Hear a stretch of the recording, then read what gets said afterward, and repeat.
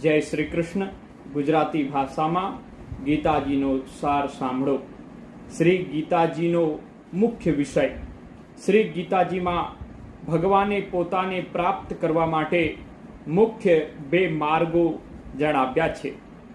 એક તો સાંખ્યયોગ અને બીજો કર્મયોગ.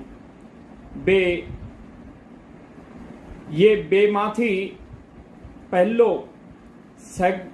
સગણા પદાર્થો મૃગ તૃષ્ણાના જળની પેઠે અથવા તો સ્વપ્નની સૃષ્ટિની જેમ માયામય હોવાને લીધે માયાના કાર્ય સ્વરૂપ સઘળા ગુણો જ ગુણોમાં વર્તે છે એમ સમજીને મન, ઇન્દ્રિયો અને શરીર દ્વારા થતા સઘળા કર્મોમાં કર્તાપણના અભિમાનથી રહિત થવું તથા સર્વવ્યાપી સચ્ચિદાનંદ ઘન વાસુદેવ સિવાય બીજા કોઈ નાય અસ્તિત્વનો ભાવ ન રહેવો, આ તો થયો સાંખ્ય યોગના સાધનનો માર્ગ.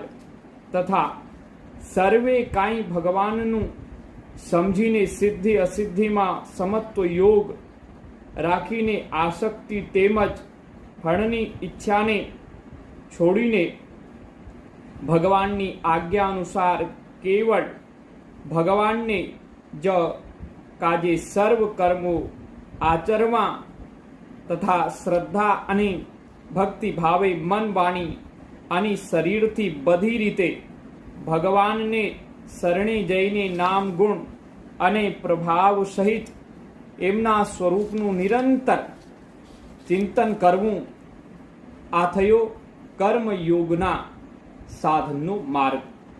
ઉપર કહેલા બે સાધનોનું પરિણામ એક હોવાને કારણે એ બંને ખરેખર તો અભિન્ન માનવામાં આવ્યા છે, પરંતુ સાધન કાળમાં અધિકારી ભેદને લીધે બંને માર્ગ જુદા જુદા જણાવવામાં આવ્યા છે. માટે એક માણસ બે માર્ગો પર એક જ સમયે નથી ચાલી શકતો. એવી રીતે ગંગાજી જવા માટે બે માર્ગ હોવા છતાંય એક જ માણસ બંને માર્ગ પરથી એક જ સમયે નથી જઈ શકતો. જય શ્રી કૃષ્ણ, જય શ્રી રામ, જય હિન્દ, જય ભારત. નારાયણ.